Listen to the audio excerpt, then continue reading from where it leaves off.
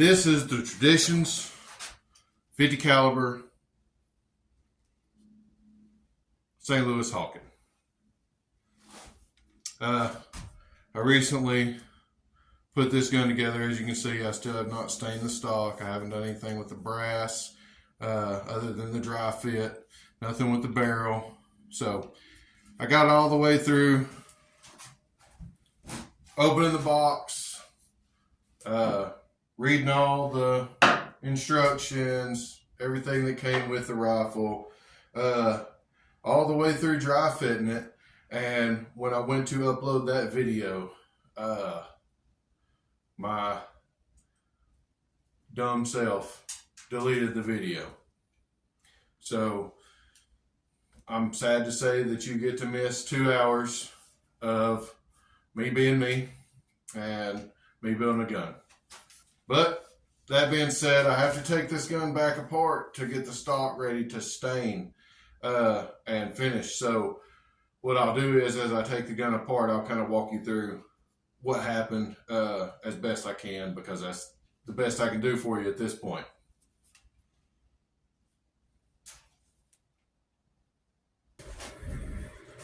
Okay, so the first thing that we're going to have to do is take the barrel back off. Now the barrel fit in pretty well. I'll get to that in just a second. I got to remember that I deleted my other video, and I'm going to have to walk you guys through this one.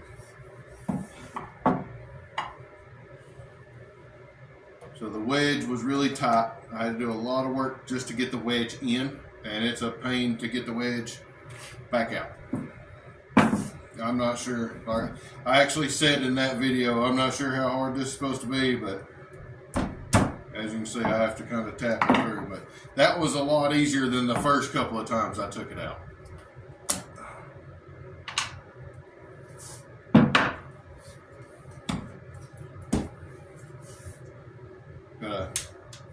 Put on half cock, take the ramrod out. Probably don't have to take the ramrod out because it'll slide out with the barrel, but don't want to risk hurting anything. And then, oh, there we go. So one thing is, after I put this nose on here, it actually scratched the barrel a little bit. So something to look out for. I may actually have to take down some of that with a file just to keep that from happening. It's probably not something you'll ever see, but it's one of those things where it'll always be in your head. Also too, where I have touched this has a little rust on it. So try to remember to clean your barrel before you put it down the whole time you're working on it. Well, I've got the barrel in my hand. The nipple wasn't that bad at all. Neither was this. Now, they did recommend that I put oil on the nipple and this screw. What do they call this screw?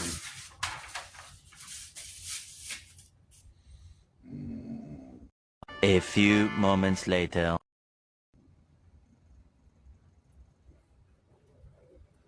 The bolster screw.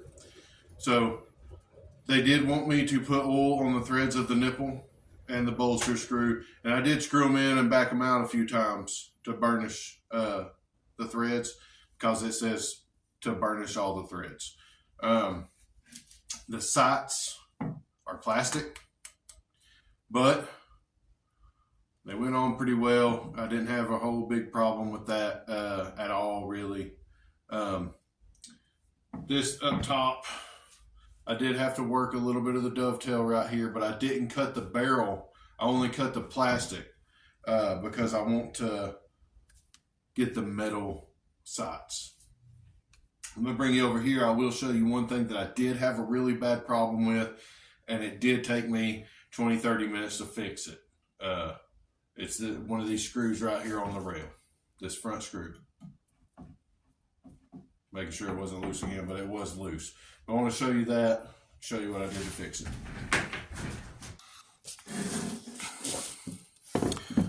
This front screw right here was a pain. I want you to listen to this. I have loosened it up about 1.5 threads. You see that right there? When I initially put this screw in, that's how loose that was. And I actually had to take this screw. Let me go ahead and back it out.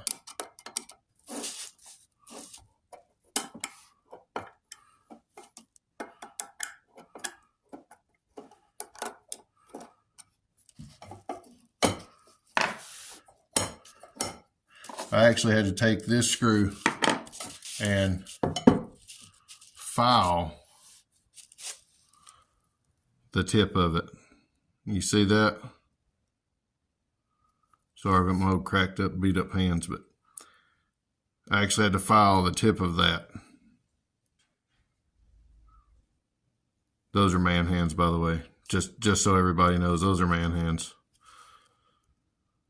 But I had to file the tip of it, and I probably had to take it down, shoot a 32nd to a 16th, just to get it to tighten that up. Might not be something somebody else is worried about. It was driving me nuts. So, and you can see the middle one is still loose, because even down here is not tight. And I'll show you even after I tighten this one back up.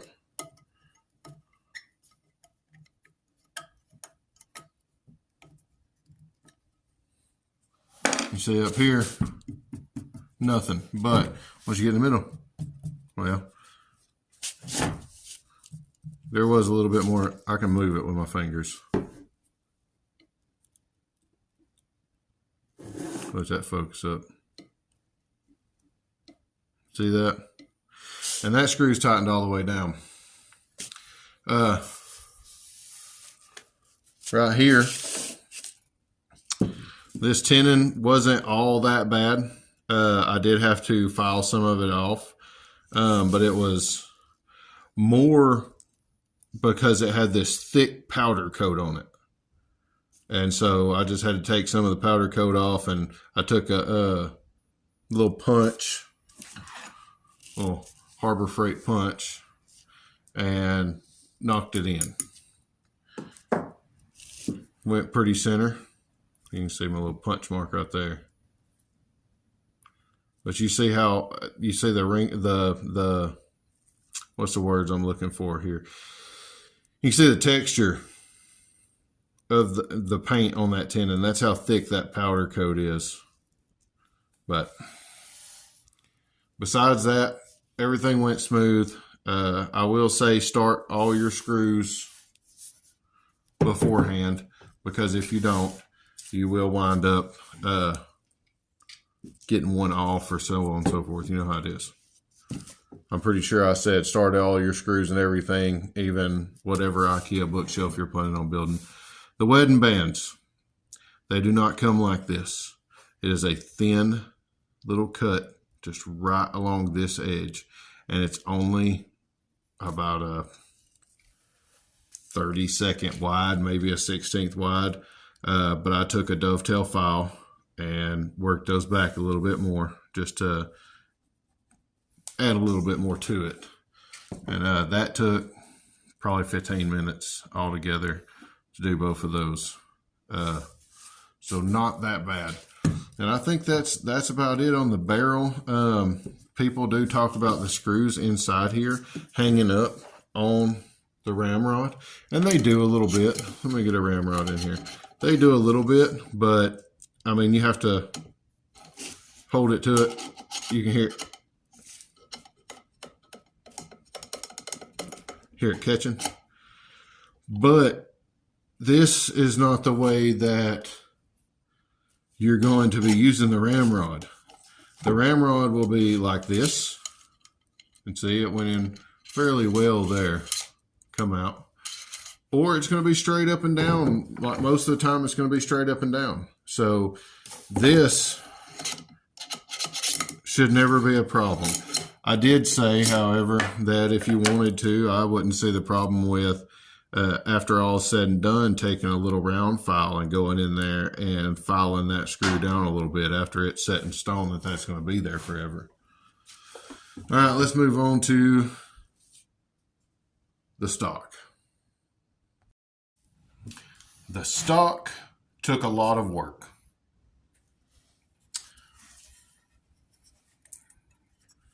So my lock here, it fit in perfect. It slid in like a glove. I had no problem with it. You can see right here just a little bit, right in here, where it actually does hit when the hammer comes down. It actually does hit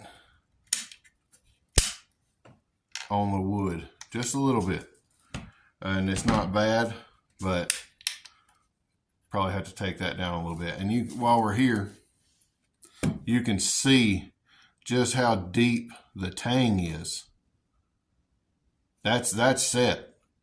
That's actually the perfect position, but it is a solid 1/8 of an inch deep.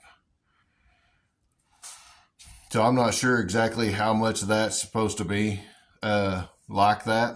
I was actually going to take a pencil. It's a number 2 because it's got a sharp point on it, and kind of trace around that a little bit, just so I can see about how far down that has to go, because I mean that's a good little bit. Of course, I don't want to take too much off, so I might not take that whole. I mean, you can see that's how deep it is. I don't want to take that whole thing out if I don't have to, because I guess it's just for aesthetics, because it seems like it's going to fire and everything perfectly. But besides that, the lock went in perfect. The spring for the ramrod, it did pretty good. It wasn't all that bad at all. I had to flip it up and hold it in place to get that screw through. Now, the screw right here, I did have to work around each one of these to get the washers in.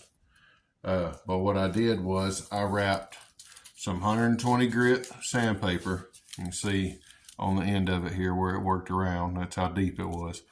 Took some 120 grit sandpaper, wrapped it around a round file or a round rasp, whichever one I used. I want to say it was the rasp. It gave me a little bit more surface area. And use that as a handle to kind of go in here and work it around, up and down, all the way around. And just slowly did it until it came out about like that. Now, with my wedge, this was a problem. My wedge would not go through. It says from right to left. This would be the left side, but I'm just showing you. See how that falls in now? I actually had to take both of these off and file out that area so that it would go through, because it just kept hitting. I thought about taking some off of the wedge itself, but then I thought, no, I don't want to do that just in case. So I just took a little bit more wood out, put the brass back on, and finally got it worked out. It took a little bit of doing, but I did it. Some of this does take some doing. So next, I haven't touched the patch box or the butt of the stock here, the butt plate. Although it does need some work. You can see there's wood on the sides. It does need some work to bring that down a little bit.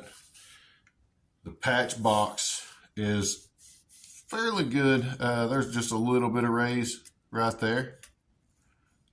It's not even that bad on the opposite side. So I haven't taken either one of those off. I do plan to here in just a few minutes. This brass, I'm going to go ahead and take this off just to show you what I did here and why.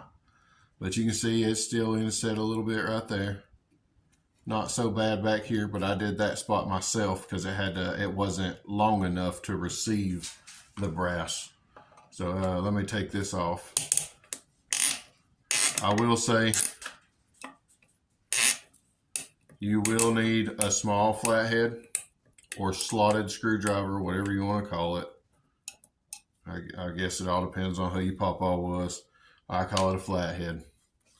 You will need a small flathead and a large flathead. The large one, just like right here, the large one just makes it easier, and the small one gets around some of the stuff. So.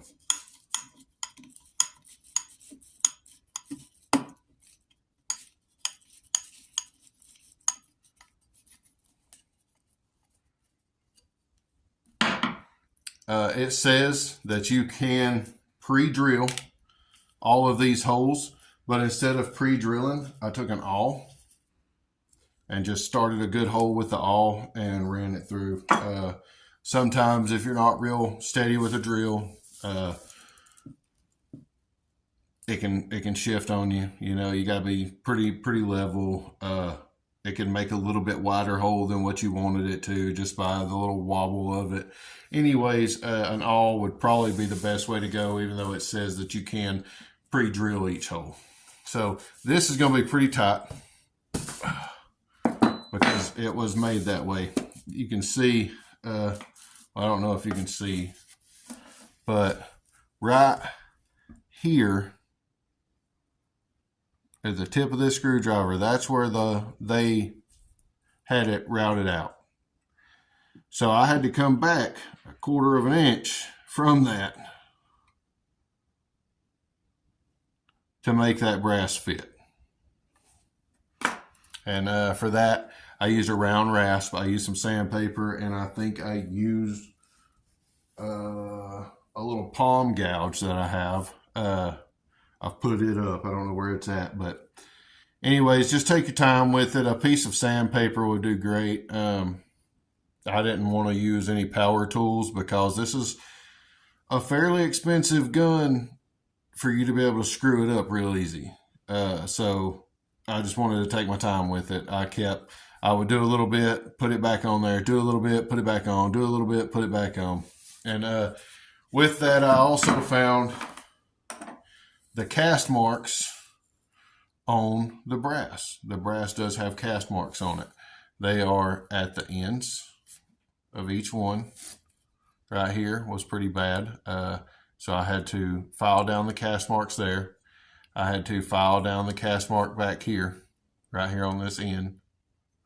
I don't know if you can see.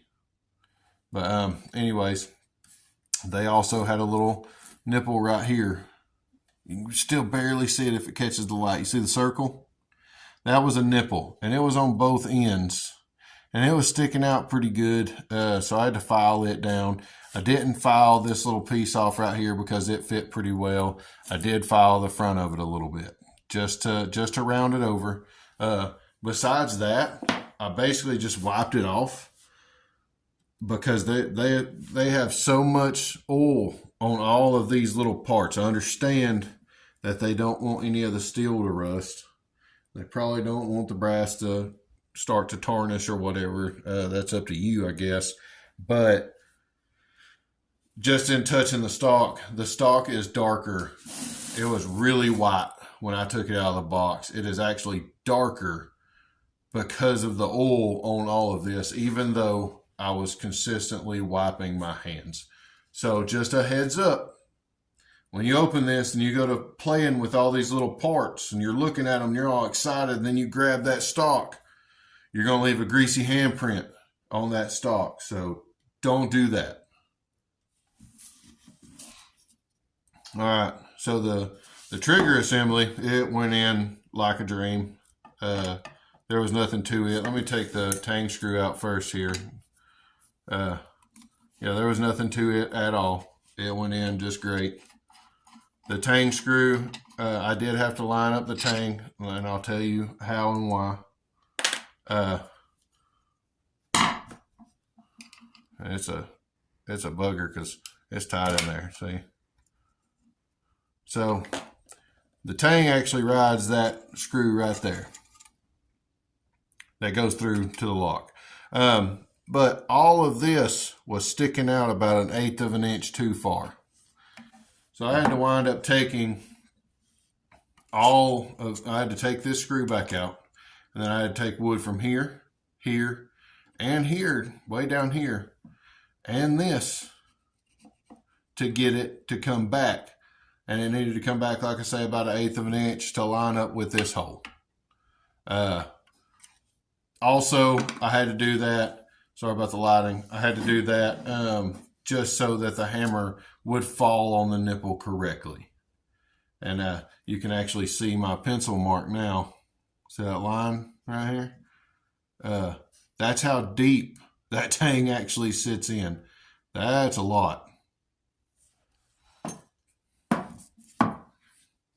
So I can take the trigger assembly out now. Let's go ahead and do that. I'm going to take this. I'm going to go ahead and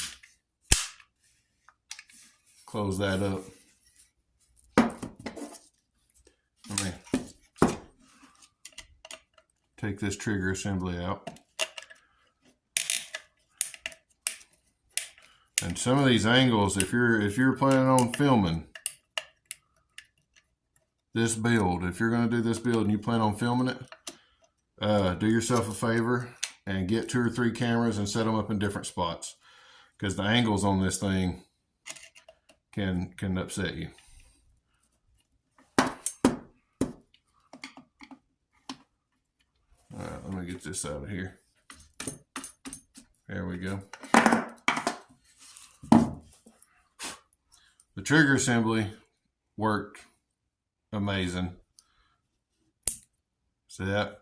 How it sets, and then perfect. Had no problem insetting the inletting, whatever you want to call it, the trigger assembly. It was a little tight. You can actually see, if you look, there's some little black mark right there.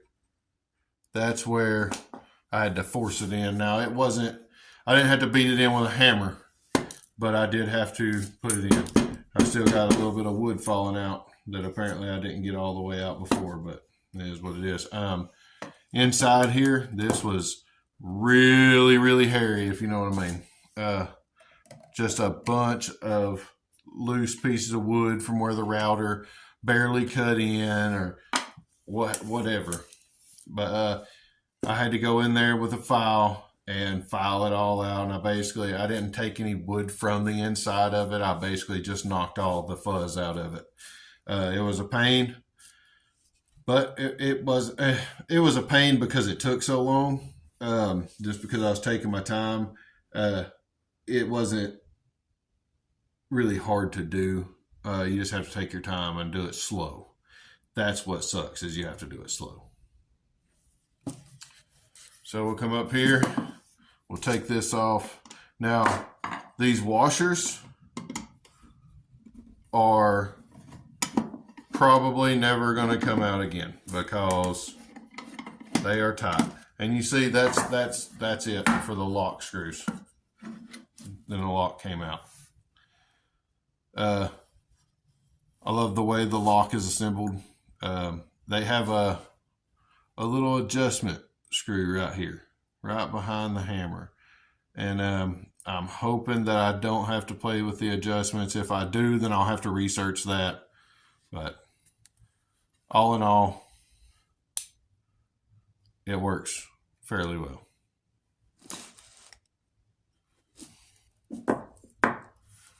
So we'll take these screws out, and they should just fall right out. And then that comes the spring. Like I said, you just have to kind of hold the spring up, line it up, and push a screw through it. I will say this, like I said in the video before, the one that I deleted. All of this comes with a tray inside the packaging. I have the packaging back here, but this comes with a tray inside the packaging. Do not throw that tray away because it comes in so handy for stuff like this. All the little pieces, as you take them out of the bag, you can put them in that tray.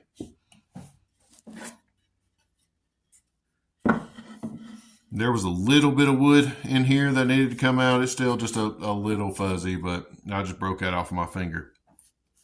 But back here was the main one. That I had to take a lot of wood off of that. A lot. There's still a little piece right there that looks like it might have got hit by the screw. There it went, I think. But anyways, there was a lot of wood to take off back here. And it was tricky because of the way the grain is run. The grain is actually running the full width of the gun, of the stock, which is great. You can actually, I don't know if you can see the grain right there. But once you got into here, as you were coming down, you had to really watch right there and right here on both sides. Because as you're pushing down with your rasp or with your file, if you had it on a little bit too much of a bevel or something like that, it actually broke the grain. And that happened to me one time. And it was right there where I just had to take that little bit out for the screw. But I was really, really worried about that. Because like I said, if you screw this up and you make it to where it doesn't work, this is a $500 mistake. And you really don't want that. You know, you want to be able to put this thing together and go shoot it and show it to somebody, you know. But anyways, those are probably not coming out because I had to put them in with a mallet. But I wanted them to be tight. Now these, on the other hand, will come out and be put back in after sanding. Actually, I'm going to go ahead and take this screw out because it's still pretty snug in there.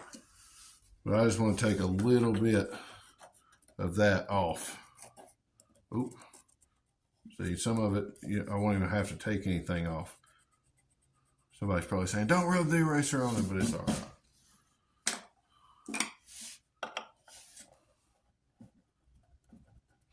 And it tells you in multiple spots in the instructions that you can use wood putty in this. Fortunately, I don't think I would have to use wood putty. Not saying that wood putty is a bad thing, but even in staining, if you got somebody that knows what they're looking at, that's the first thing they'll see, and that's probably the only thing that they'll notice after they see it, is that your gun, hey, the barrel of that's got wood putty on it. Did you know it had wood putty on it? That's the kind of stuff that you'll hear. Especially some of the people I know. I can't believe you put wood putty on that. That would have been a really nice gun, except for that one spot where he got a whole bunch of wood putty in it. So just take your time, do what you can. Try not to get wood putty in it. Let me put that back in. Let's mark us off a spot here. I'm gonna take this out. So this is actually the first time that the patch box will be removed.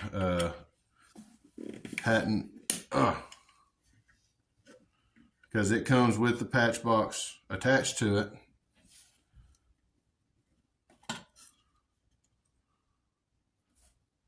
I'm going to stand those up so I know which one is the patch box screws. But yeah, it actually comes attached to it. I'm hoping I can take it off fairly easy.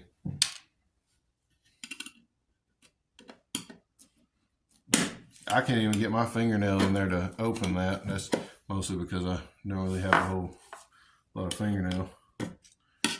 So we got some tarnish on the inside of that already. And I'm not sure why, but it's pretty heavily tarnished right there. So I may leave it. I don't know. I'm not going to be doing the brass today, so you guys tell me what you think.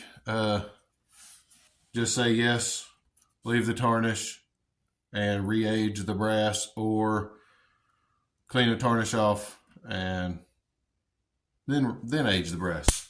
I don't know if it matters. guess all of this is just preference, really. There was a little hairy piece. But you can actually see, once you get into this, you can see where the router has come around here. You know, one swap all the way around that. And then it's set in. And then it come back around it again. And then it's set in again and hit it. Set in again and hit it. And then set in again and hit the whole thing. If you look really, really closely, and I'll try to find, there it is. You can actually see the line that goes around it. You see that? That's where the bit on the router sat while it worked it out. Or the sleeve of the router sat while it worked it out. Okay, so I'm going to take the butt plate off now. 2 screws in the butt plate. Oh, I need to pencil mark that. I'm going to get it close from pencil mark. And that's just so I don't go taking way too much off right off the bat. Because there's only certain spots that need it. And that pencil mark come right off that brass. There's only certain spots that need it. So now we'll take the butt plate off. The butt stock. We'll take the butt plate off of it. And sorry about the lighting. I don't know what's going on. I get the butt plate off and I'll readjust the camera.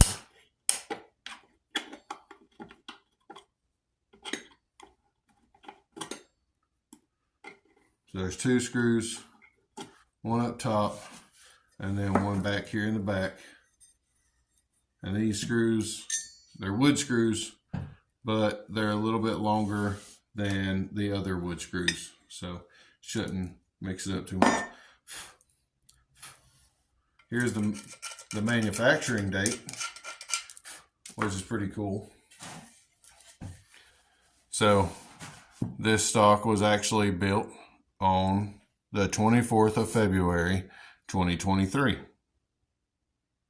that's pretty neat. I'm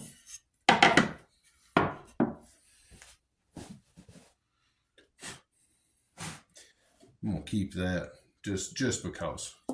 But now that I have all my brass off, it can be set aside and it can be, oh, almost forgot one. Now, this is not set very well. It needs some wood taken off here and there. I'm probably going to start right there and get that to fit pretty good before we move on to anything else, because you can see it's got an opening in it that's pretty wide. So it's got 2 screws in the front of it. You can see the little scared face right there. Aha! It's got 2 screws in the front of it. Gotta take those out. And just like with all the other stuff that wasn't already screwed on, I had to take an awl and set this with an awl. But there's still a little bit of woodwork. I'm glad I didn't do all of it. That's pretty tight too. But see where it's rubbing? All the black that you see, that is where the brass was touching. Scared face. He's got a little beard.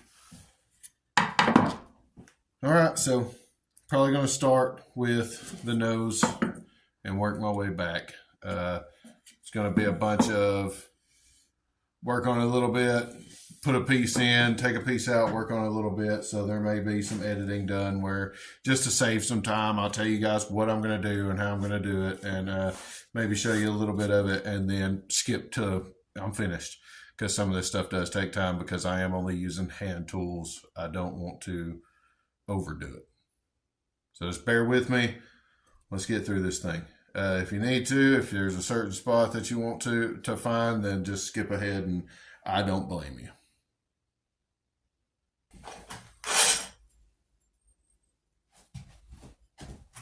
Okay, so I just want to take this down a little bit. Maybe make it fit just a little bit more snug. Take just a smidgen off of this. See my dilemma here? That's a lot of wood for that to be centered up. I'm gonna start with a little rasp.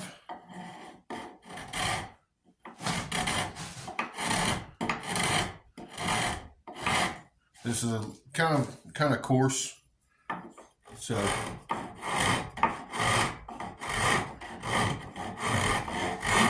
don't want to get too crazy with it.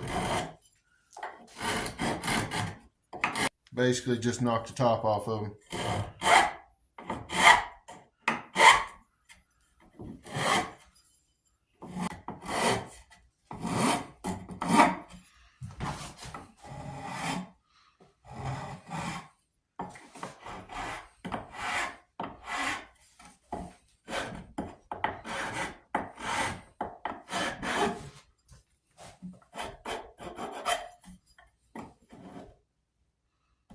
Watch the grain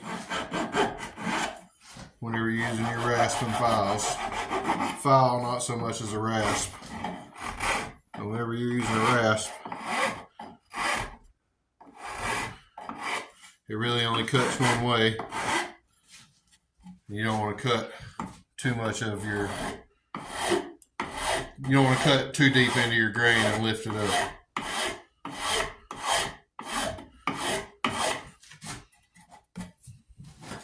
Scared cat face. Put a mask on it. Feels a lot better.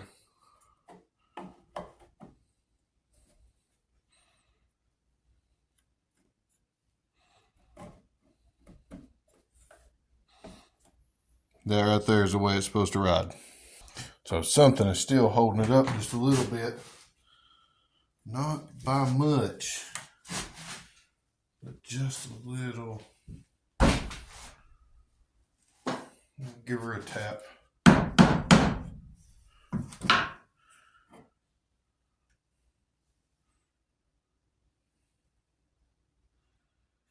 So what's holding it up? Maybe if that'll focus.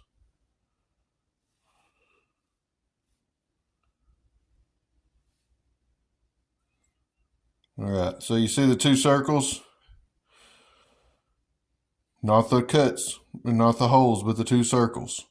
On each one of those circles, there is a nipple on the side, and that is what's holding it up. I can see the marks from it right here and right here, where I hit it with the mallet. So that's actually what's holding it up off of this.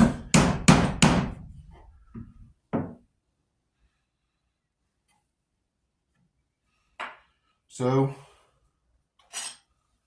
what I'm gonna do is I'm gonna take this little rasp right here and just barely make a nick on each side, just to see if that gives me the sit down that I want.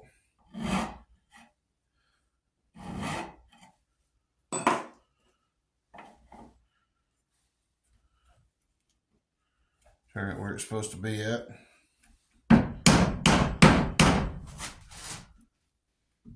That's it. That's got a lot better. Still a little bit of a gap, but I think once I tighten that down, it'll be okay. I'm gonna put the screws in it just to hold it still for a minute.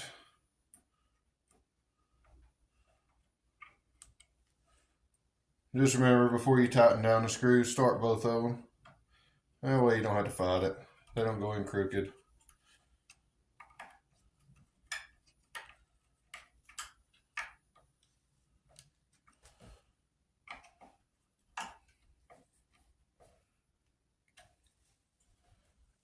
That's good to flush right there. So the next thing I'm going to do, and this might take a minute, I'm going to try to bring that down a little bit, but I'm going to have to bring it down from way down here somewhere all the way up. because I don't want it to just have a sharp drop right there. And that may take me a minute. I'm going to start with a file or a rasp, go around it with a rasp a few times. That's also why I left that in there.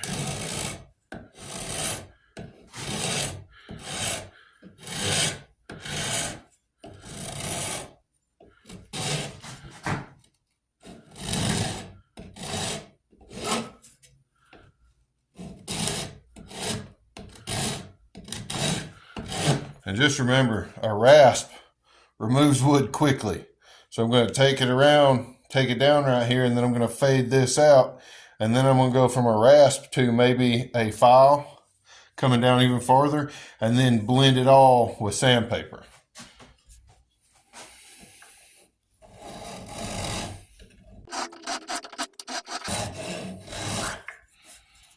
Trying not to hit the brass too much. If you hear it squeak, that's my stopping point.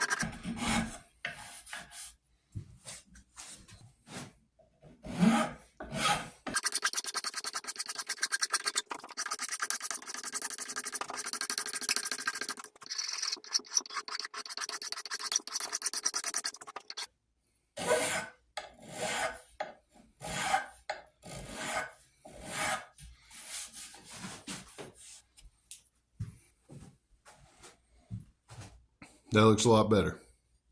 Now you can see it's a lot smoother transition. May not be perfect, but you know what? I'm not the best in the world.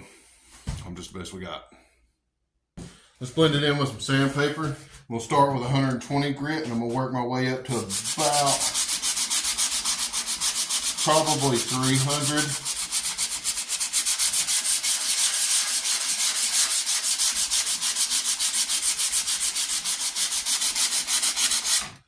And then we'll go over the whole thing again with 400 and 600 grit before we stain it. Try to get some of the rasp and file marks out.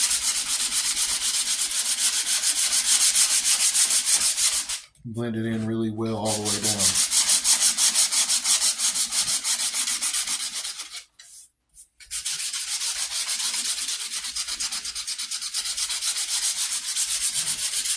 You could probably use a block when you're sanding this, but I like to use my hand because I can wrap it. I can wrap my fingers around this and take up the contour of the barrel. That just feels a lot better too.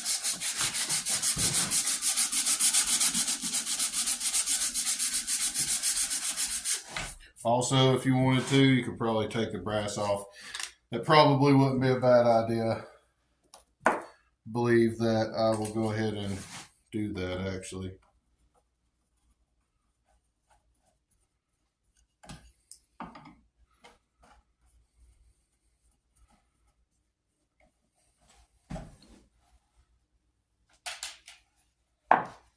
Because it's going to get scuffed up.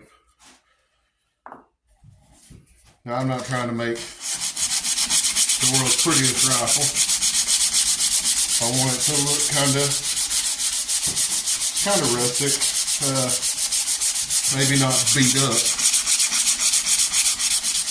but rustic all the same. That's looking really good. I'm starting to see the grain pop out there.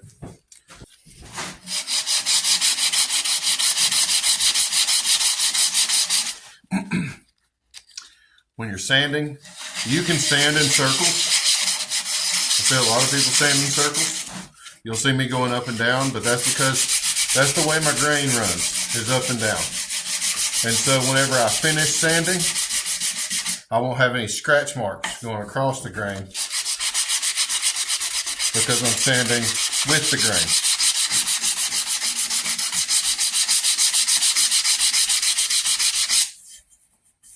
So there's a rasp mark right there. I want to get that out.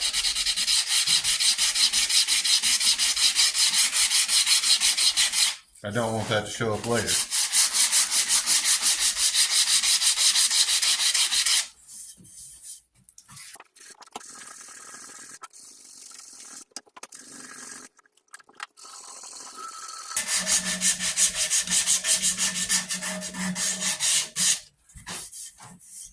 See, going across the grain is great for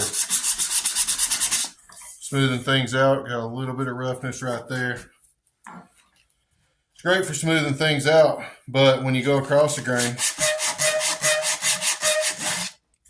even when I wipe it off, you can still see there's a line. A very distinct line right here.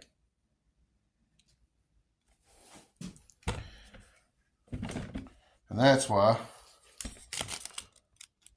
I don't like sanding across the grain.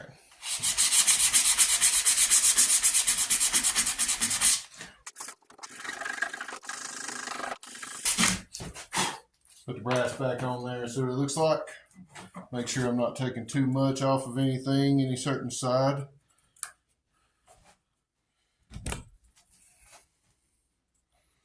And it still looks really good. It's got a bevel right there, a bevel this side. We're good to go. I'm going to finish this up just with the 120. I'll be back. As you can see now,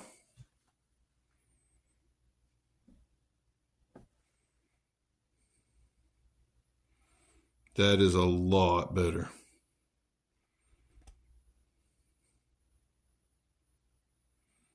So much better. Okay. I sanded that down to the 120 just to get it all fit. So I'm going to take it to from 120, 240, and 320, and then we'll save the 400 and 600 for the final sanding, getting everything real smooth, ready for staining.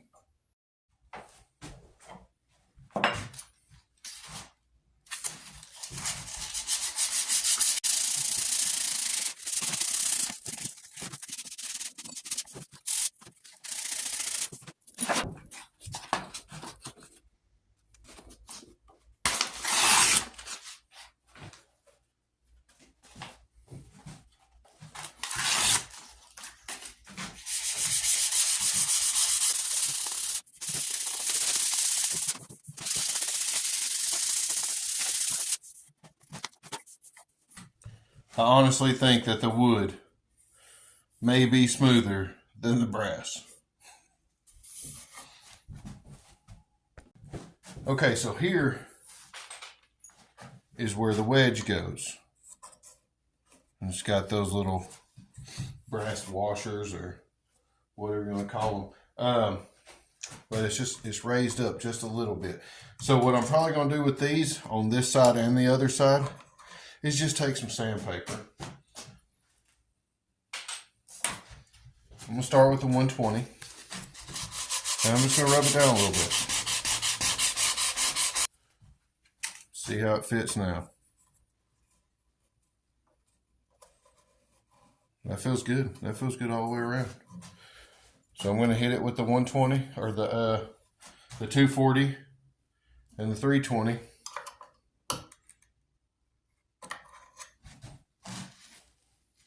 And again, I'm just blending this. So it's not, I don't have to power through with this. I'm not trying to hog away material. Now I'm just blending.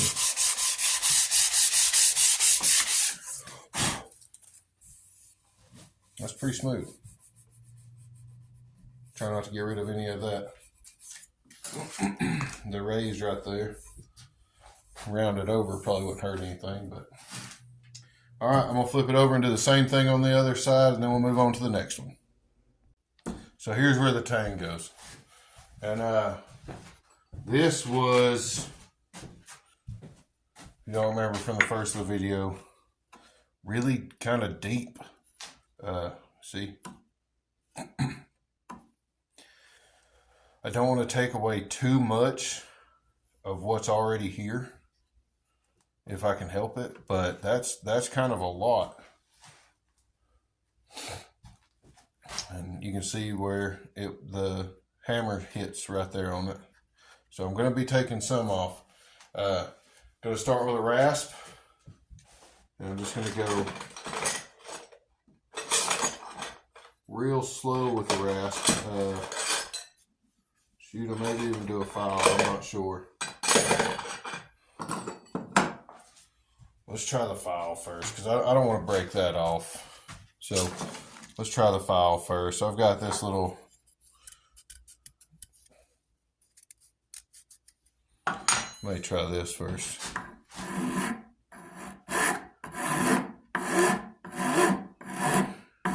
And I am leaving this in just to see about how close I'm getting. Because I don't want to take too much off.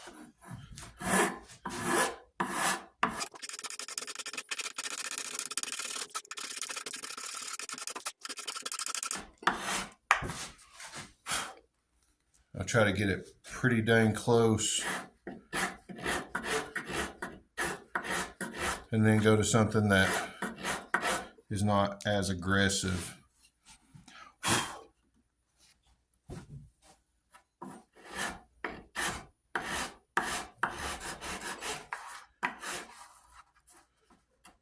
That's almost touching there.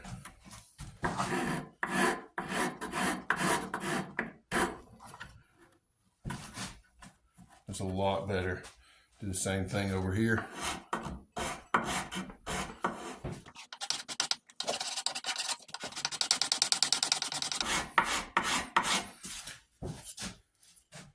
If you run a file across the wood like this, across the grain, then it'll eat. But it shaves almost like a planer when you go down the grain. Again, just like the sandpaper, it doesn't leave a whole bunch of marks either. You can see the brown line right there where I'm taking some off here and I've taken some off there.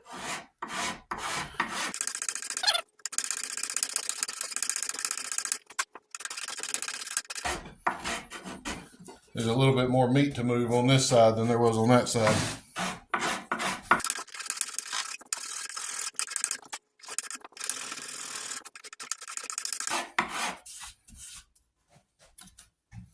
Just remember to take your time, but you can see and almost skate off of it now on that side. This side has a little bit more, but I just don't want to lose too much of that dip.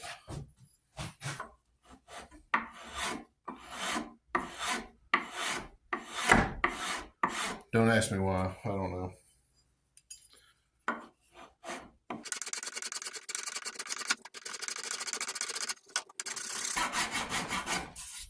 All right, that is super close. A little bit more right there, but I mean, it's almost where it needs to be, especially up here. On these sides, a little bit more on that tip. A little bit more right there. So I'm going to pop this out and then go back over it one more time.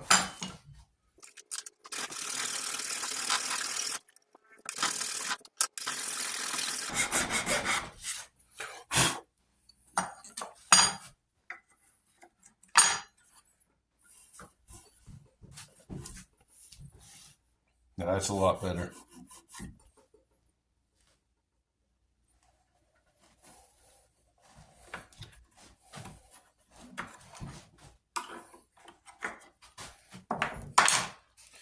All right, again, sandpaper.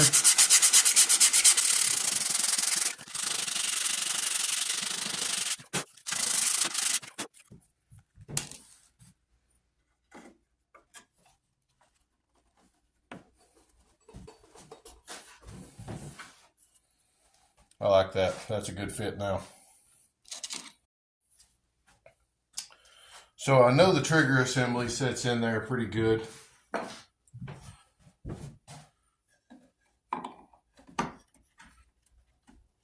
It's kind of deep in there, but I don't think that that is going to be so much of a bother. I may round that edge off,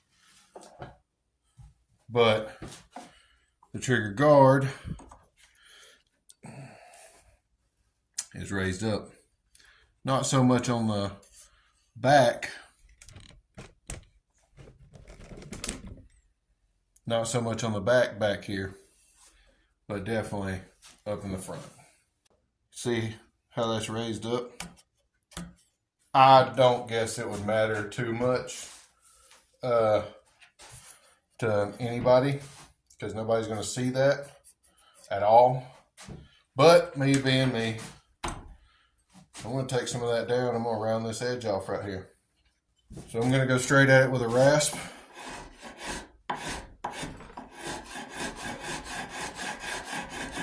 See how much wood that thing takes? So you don't want to bear down on it. You just kind of want to let it do its thing.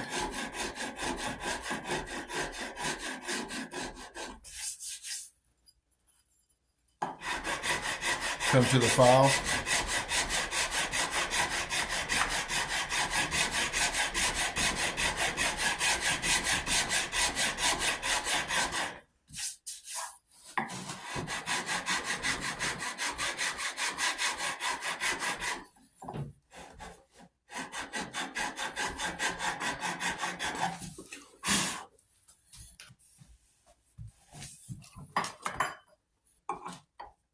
I know it's still got some more to go, but I just wanted to see how much closer that is already.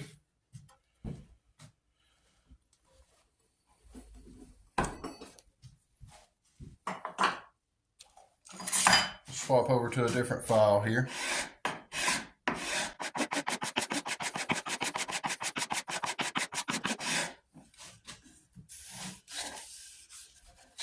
All right. Take it on down to the sandpaper.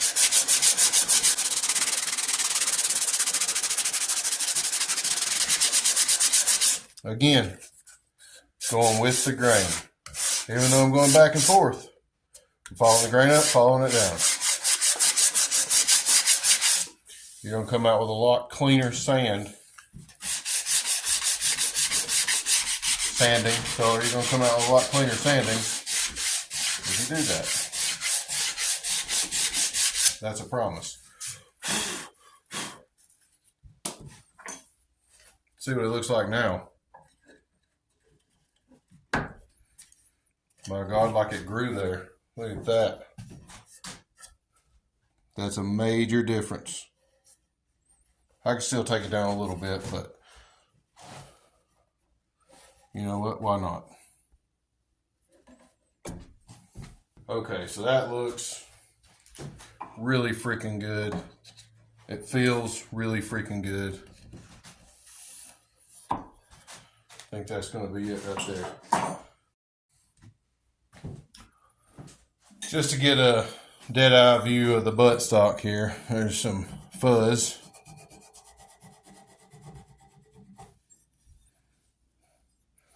So I'm going to guess the router went up this way, came across, and then they flipped the piece and the router came up again, went across.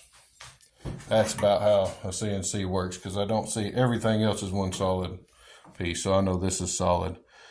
Align this back up. Right here, it may be a good idea to put the screws back in for a little while, just until I can get real close, and that way it's not giving me a false line to follow.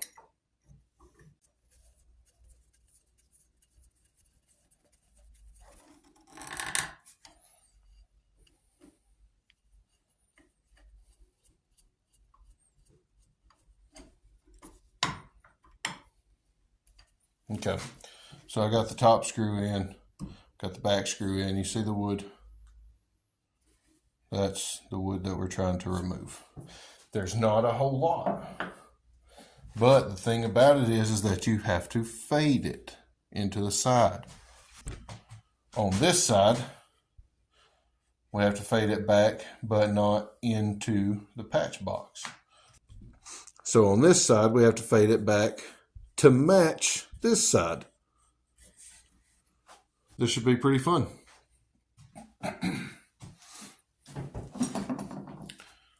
All right, right off the bat, I'm going to go at it with a rasp. I'm just going to touch it real lightly. And we'll go against the grain at first, just to knock the wood off. Pushing down and around. And you notice I started at the bottom. The reason I started at the bottom is because I take wood off right there, and then as I come up, there's less wood to take off right there. So it kind of tapers in the whole time. And so I don't have to go like this. I can just do quick little turns.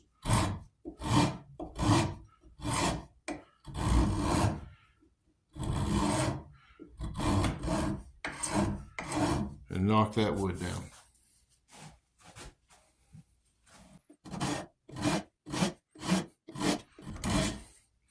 A little bit right there up top.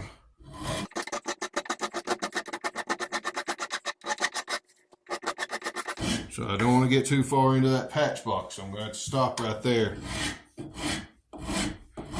just do some little light hits to try to fade it up. So I'm only going back about 3 inches. You can see right here, this is where I've stopped.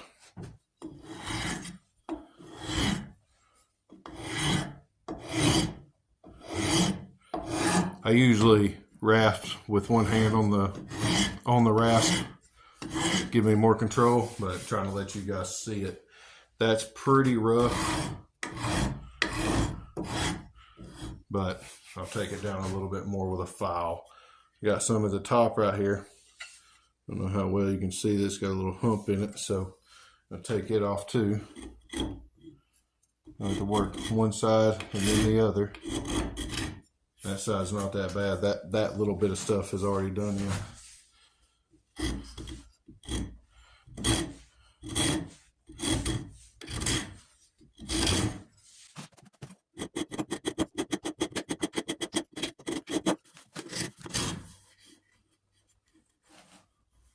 That feels pretty good. Good enough to put a file on it and smooth it up. Go to the other side now. Okay, so I'm basically doing the same thing here. I'm going to take it down to the brass. There's nothing at the bottom. It actually starts about right here. So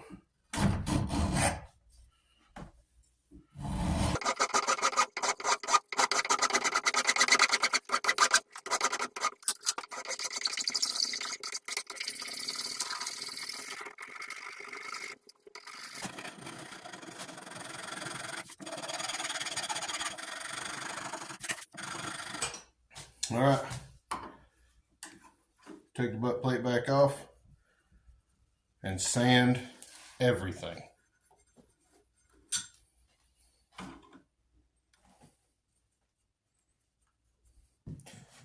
You know, just because I'm going to take this fuzz off the inside of that and get it all smoothed out. Just because I can't let it go. So I got the half round on this side of the file, or on this side of the rasp I made.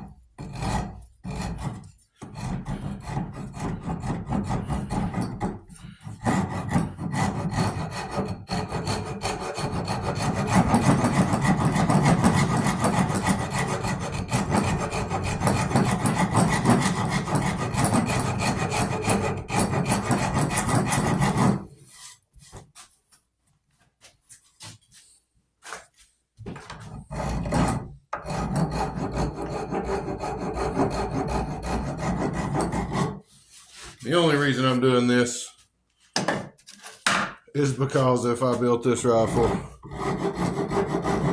if I built this stock, it would not have that in it. I did just chip a little bit of the grain out there though. That sucks.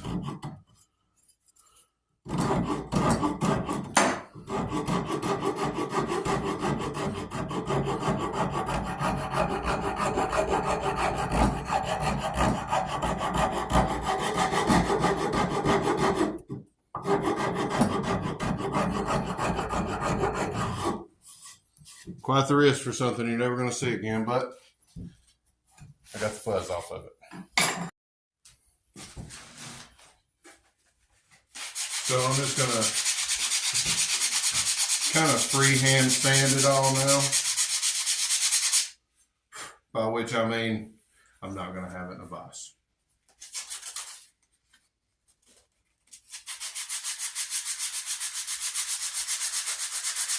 Once I have it all sanded, and smooth like I said, I'm going to take it from 120 all the way up to about 600. And then we'll get ready for some stain. And I'll get back to you whenever I get finished and get ready for raising the grain. So I have sanded it all the way through to 600. And it is just, I mean, it probably squeaked. Yeah, but it's smooth. It's just baby smooth. So now I'm going to raise the grain.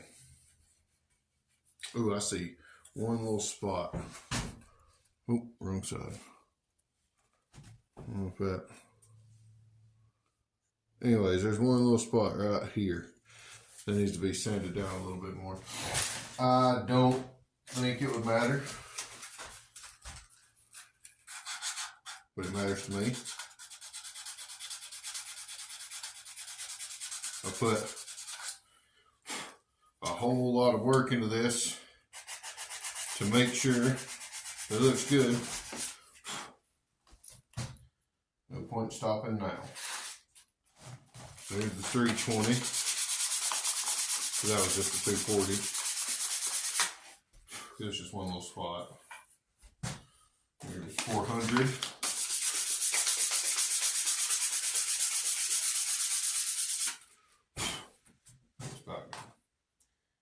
I had a piece of 600 laying around here somewhere too. 20,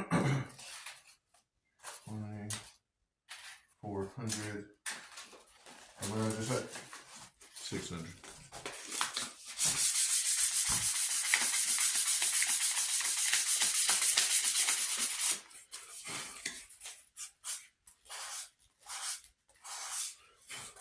Oh yeah. Boy, that's pretty. I like it. All right, so now I got to raise the grain. And to do that, because this wood is super dry, I have to wet the wood. So what I'm gonna do is I'm gonna take some water and a rag, and I'm just gonna saturate it real good and then let it dry. And once that water is absorbed, the grain will raise. See, you can hear nothing. But whenever I get back, you'll probably be able to hear like.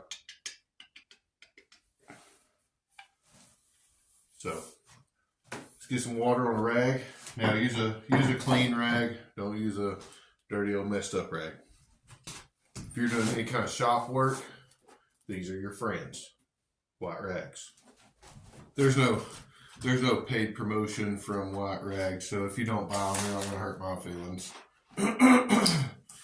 There's no paid promotions from Sprite either. That's why it's water.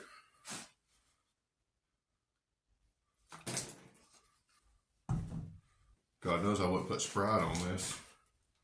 Water though, I'm gonna soak it. So you can already see once you put the water on, the grain. I can already feel the grain raising. That's crazy. See it? Caught the rag. How dry that wood is. So you don't have to get inside that because I'm not worried about staining that inside. But I do want to get everywhere that I'm going to stain. And it helps get some of the dust off of it too.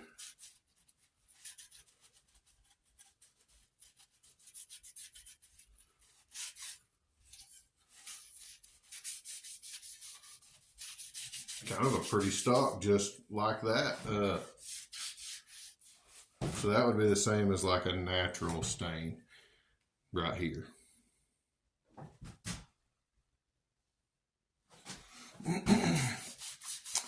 I have a natural over there that I was going to look at staining this. I also have a cherry and a walnut, and I think the walnut's just going to be too dark. I can feel that grain raised up. I'm going to put just a little bit more water on it and let it sit till it dries. I want it to be pretty good and dry, so it may take, it's humid out here right now. It's been raining for days. So it may take it a couple or few hours to fully dry. I don't want to come in here and sand wet wood, but I want that grain raised. And what this is doing is, because sometimes people will put their finish on and then just do a super fine sanding over their finish and then put another coat of finish on. This is kind of cutting through that. This is going to go ahead and raise the grain so that I can knock the grain back down with some sandpaper and then apply my finish and or my stain and my finish. So we'll let that dry. It's soaking in pretty good. Let that dry and then come back to it. I can already feel the grain raising. Can't hear it yet, which I did hit it with some pretty fine sandpaper, so might not be able to hear it. But either way, it's going to raise the grain. I'm going to sand the grain back down, and then we'll put a coat of stain on this and some finish. I'm not really sure what I want to do right now, so we'll check it out whenever I come back. So it is completely dry. I can really feel the grain now. If you listen,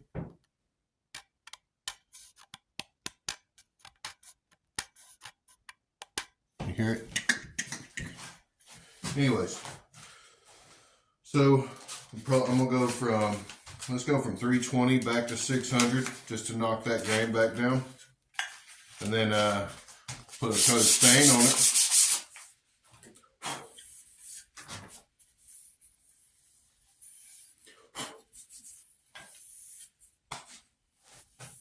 That's nice.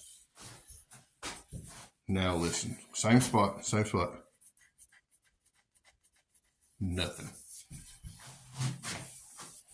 That's great. Get over here and see what kind of stain I'm gonna put on it. I'm gonna come in right here and put a dab. I've got golden oak, cherry, black walnut, which is just dark. I'm not even going to use them. Putting that back. See what else we got up here. Ooh, ooh. Some pecan. So pretty much just light colors. I don't want to go super dark. I really prefer the natural look of the wood. And I have some natural. This hasn't, yeah, it's been open. I was about to say, this might not even been opened yet. But I've got some Danish oil, stuff like that too. But I'm really leaning towards the cherry. Towards the cherry or, man, it's so hard to decide. I can always go darker, but you can never take the dark off.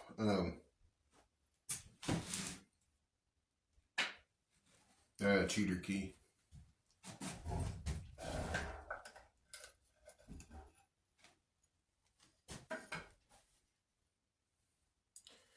We'll try a little bit of the cherry and a little bit of the golden oak just to see what they look like. All right, so with my rag brush,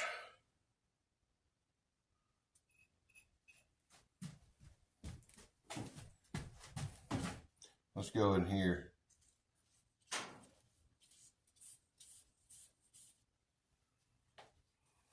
I mean, that might be dark enough. That's the cherry.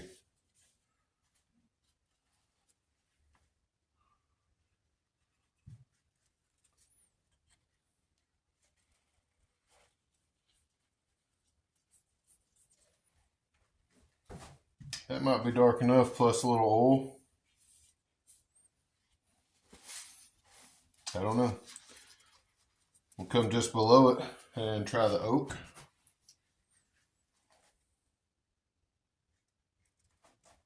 See what the oak looks like.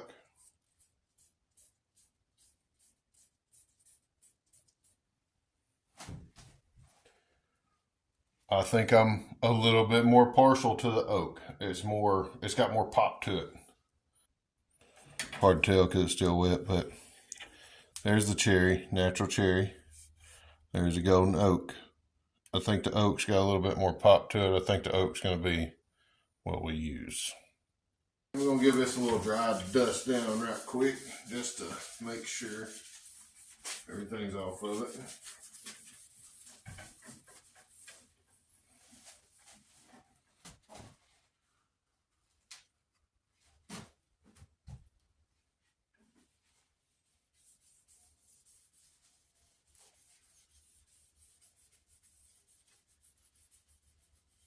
Boy, that is going to be pretty.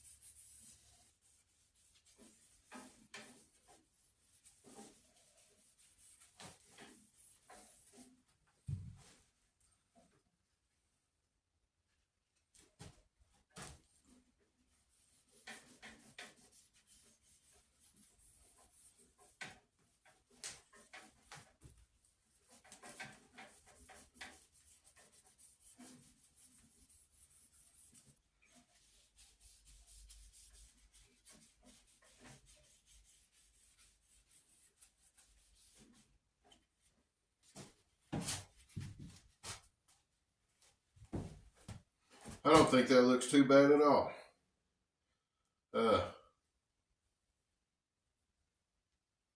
May have to hit it with sandpaper one more time, but I really don't feel any grain.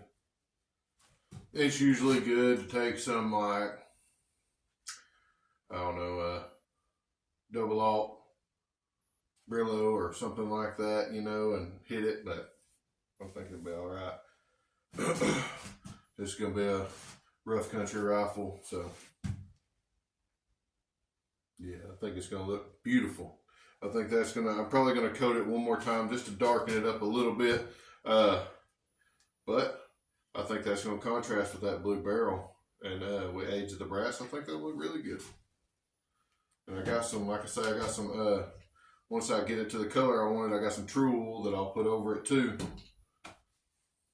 Yeah. This is 2 coats of golden oak. Yeah, golden oak. For a second there I thought it was pecan, but I'm wrong. This is 2 coats of golden oak. It is, I like it. I like it a lot. I think it's going to look great with that blue barrel. Now I'm going to take some of this true wool and coat it and leave it for the night. This stuff takes a while to dry.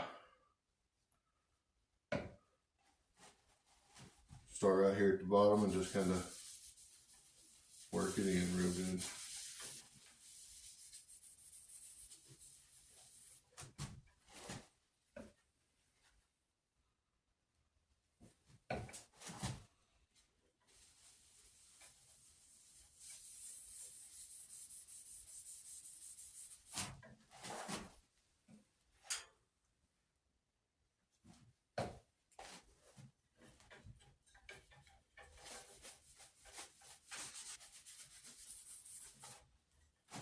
You know, you probably can't see a difference with the stain and the wool, but I assure you this is really going to protect this wood.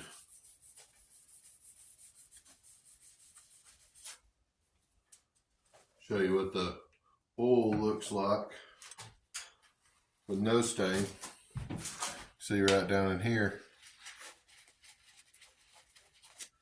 See?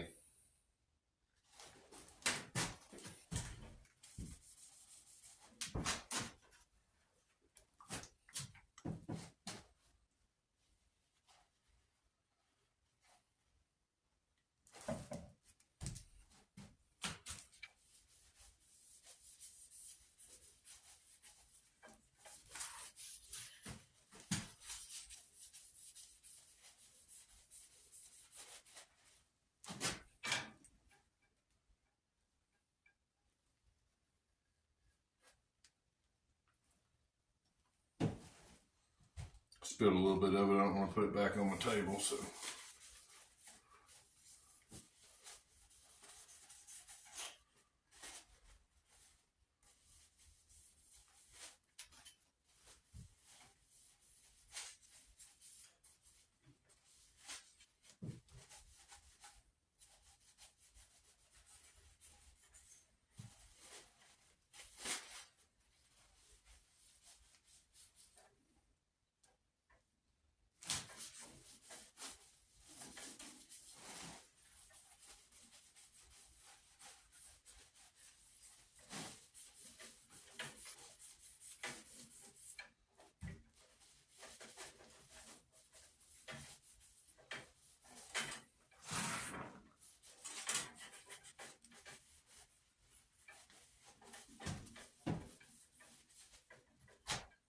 All right. I think that's good for tonight. We'll let that dry overnight. Come back, probably even put one more coat on it, and then that'll be it for the stock. Everything's fit perfect. The stock shaped well, stained, coated. So after this, move on to the barrel and brass. And then we'll turn it from a work of art to a functional work of art when we make the powder, caps, wads, everything else, everything that goes with it. So, see you in the morning.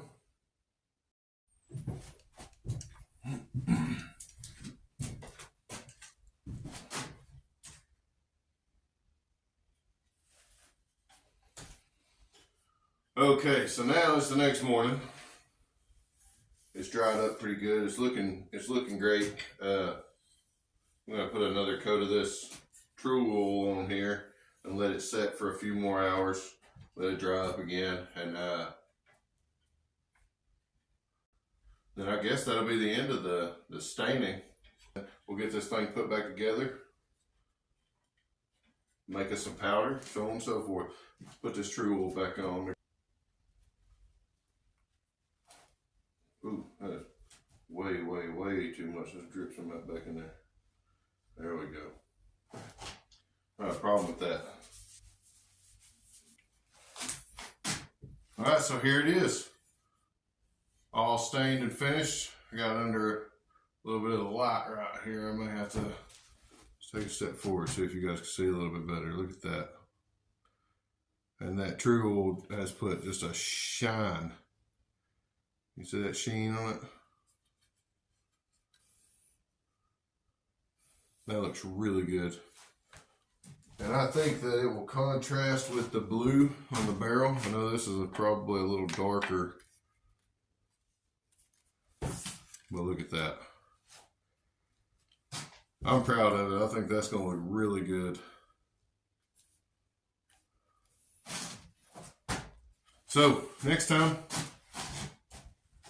we're going to blue the barrel and tarnish the brass. Turn this into a functional piece of work.